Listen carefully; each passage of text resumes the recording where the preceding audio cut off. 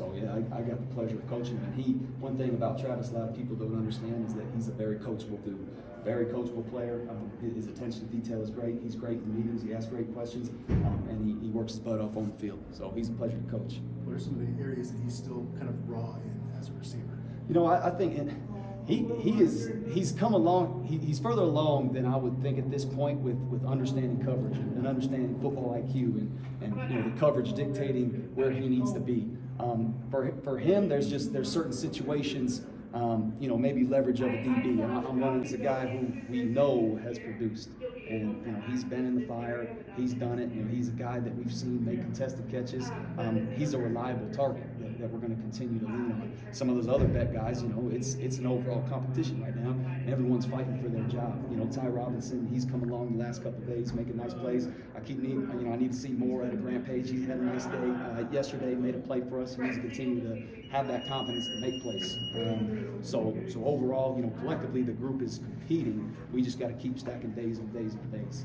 How much has Coach Lewis been relying on you, just with your experience with Shore last season and Travis and all the other guys that have come with from Jackson? How much has Coach Lewis been relying on you in that regard? My job is to make sure the receivers are in the right spot.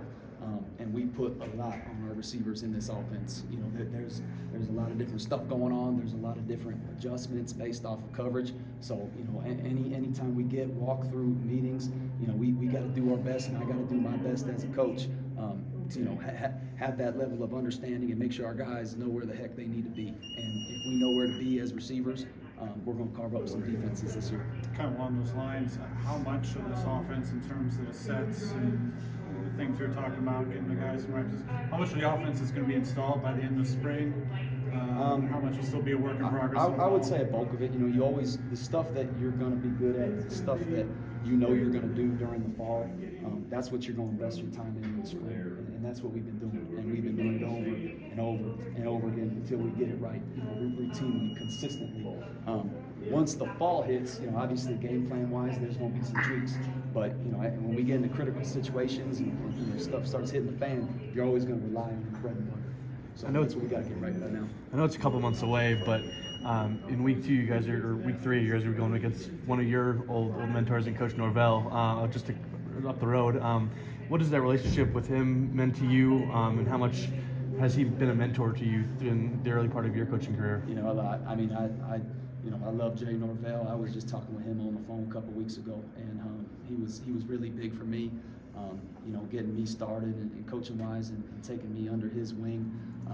You know, I know a lot of those guys over there, and you know, it's all fun and games. We're friendly off the field, but week 3 we're coming after them.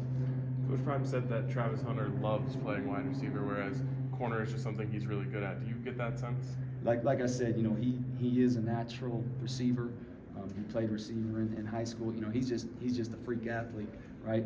But you know, I do think he enjoys the position. I think he enjoys running routes, making defenders look bad. I think that's something he takes a lot of pride in, which I like. And he likes scoring touchdowns, man. So we just need to keep him coming along.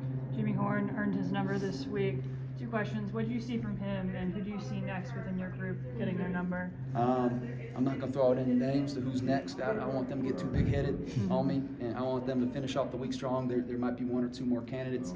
You know, Jimmy is obviously, if you earn a number, that means you got my trust. Okay, so Jimmy's a guy who's consistently earned my trust every day up until this point in spring ball. Okay, he's just got to keep his number now. Okay, I mean, he had some mental errors today, you know, in some critical situations. You know, you're a guy with a number right now. We got to be able to rely on you, and you got to be able to make those plays for us. We got to count on you. So he's got to keep that steady pace. Don't get too high. Don't get too low. He's got to continue to play the next play for us every day. How did that work? Did you go to coach and say, hey, I think Jimmy's ready for his number? Yeah. At the end of the week, coach just asked us who deserves a number, and I think Jimmy had earned it to this point.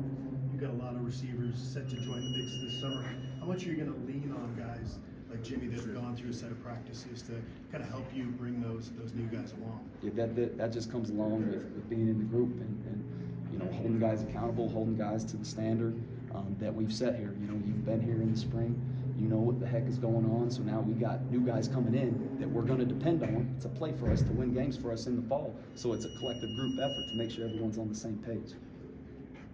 Ramping up for the spring game, what are you looking out of your group to get out of that spring game and those practice proceeding that I just want to see him compete and execute the offense, you know, and right now I think we got to get set a little faster. We got to play with a little more sense of urgency. We still got some stuff to clean up. We still got some missed assignments. I want to see our guys compete at a high level. I want to see them strain, and I want to see them play fundamentally sound and execute their assignment. Your reaction to having a sold-out spring game? Awesome. Lights on us, man. So we got to show out. Thanks, Coach. All right.